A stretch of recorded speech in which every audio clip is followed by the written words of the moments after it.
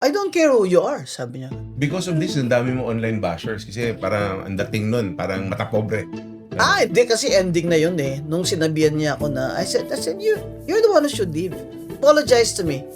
No, I don't care who you are, sabi niya. Ang lakas pala ng loob kasi yung asawa, abogada. That's why. Which I learned only later. Siyempre, ang abogada, nakilala niya na ako. Kasi hindi naman ako, I'm everywhere. And she's the one who kept on apologizing. But I said, no, dapat ano. Sinabi ko pa, ladies and gentlemen, sabi ko pa gano'n. Sa mga naka-Dunkin Donuts ko doon ng mga kompanyeros. Ladies and gentlemen, this man just told me to leave the mall because I coughed once. Do you think he's correct? Kasi nag-English eh. Sumagot ang mga tao eh. No. Yeah. Ang sakit ng tingin sa kanya ng mga tao doon eh, hindi niya magets eh. Sabi ko sa guard, tawagin mo yung chief security. Dalhin ito sa opisina. Doon na lang kami magtatalon dalawa. Naging... Nilapitan pa ako, Mon. Kaya ako nagalit talaga. He moved forward and said, Really?